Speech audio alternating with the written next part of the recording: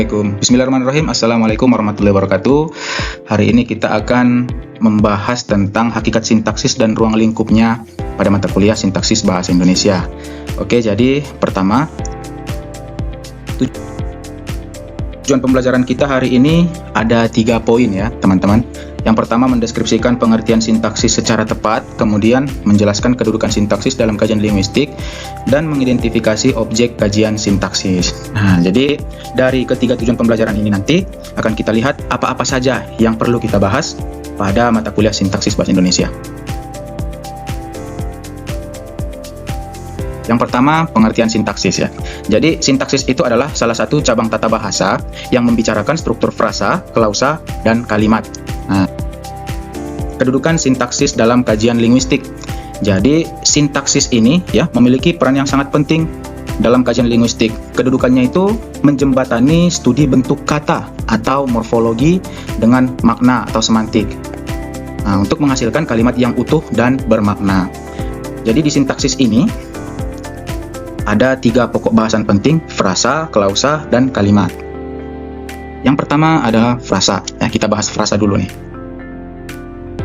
Jadi, frasa itu adalah kelompok kata yang terdiri dari 2 kata atau lebih yang bersifat non-predikatif atau tidak berpredikat.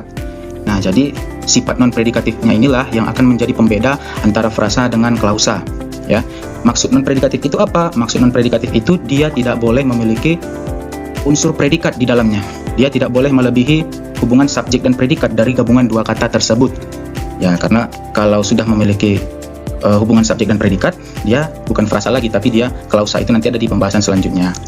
Ciri-ciri dari frasa itu ada 3. Yang pertama, terdiri dari 2 kata atau lebih. Ya, jadi frasa ini ya dibentuk bisa dari 2 kata ataupun lebih, kemudian tidak mengandung predikat. Nah, inilah yang menjadi pembedanya itu, yang disebut sebagai non-predikatif. Dan yang ketiga, memiliki fungsi gramatikal dalam sebuah kalimat. Artinya, di dalam kalimat itu frasa memiliki satu jabatan fungsi kalimat ya.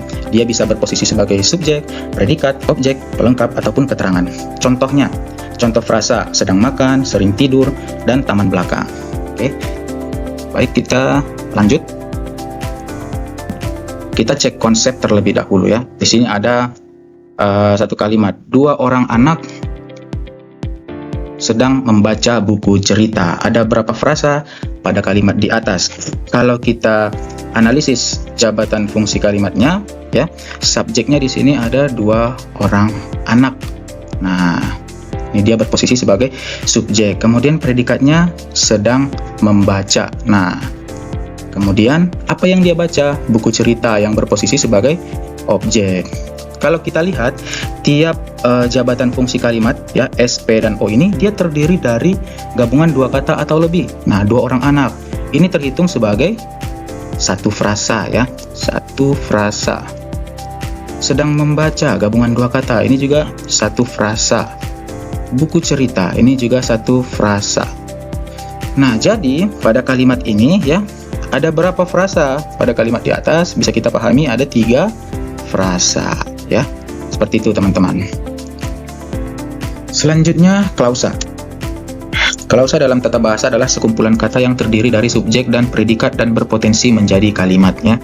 Jadi, klausa ini dia bisa berpotensi menjadi kalimat karena dia sudah memiliki subjek dan predikat. Ini adalah salah satu syarat terbentuknya kalimat. Harus ada subjek dan predikat.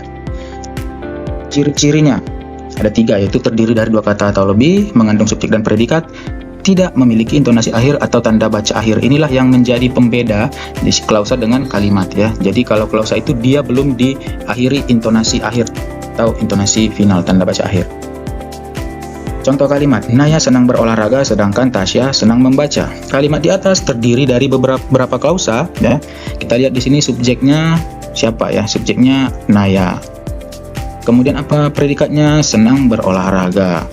Kemudian di sini ada sedangkan. Dia menyatakan fungsi subordinatif ya.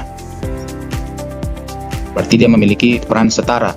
Sedangkan Tasya subjek, senang membaca predikat. Nah, jadi dari kalimat ini ada 2 klausa. Oke. Nah, ini dia pembahasannya ya. Klausa pertama, Naya senang berolahraga. Klausa kedua, Tasya senang membaca. Oke, kita lanjut. Kalimat. Pengertian kalimat. Kalimat adalah satuan bahasa yang dapat berdiri sendiri, mempunyai intonasi final. Nah, inilah dia pembedanya antara klausa dengan kalimat ya. Kalau kalimat itu dia mempunyai intonasi final serta terdiri dari klausa atau memiliki subjek dan predikat. Nah, jadi kalimat ini dia sudah bisa berdiri sendiri ya. Dia memiliki makna yang utuh. Ciri-ciri terdiri dari gabungan kata, frasa atau klausa, diawali dengan huruf kapital, memiliki intonasi akhir, dan minimal mengandung subjek dan predikat. Oke, itu saja pembahasan terkait dengan frasa, klausa, dan kalimat. Untuk selanjutnya, silakan uji pemahaman masing-masing melalui tes diagnostik yang ada pada aplikasi Kahoot berupa tautan yang ada di salin dia ini. Silahkan diikuti, atau kamu bisa scan barcode yang ada dengan game pin 04874364 ya. Oke, terima kasih, mungkin itu saja pertemuan kita hari ini ya. Mohon maaf jika ada kekurangan. Wassalamualaikum warahmatullahi wabarakatuh.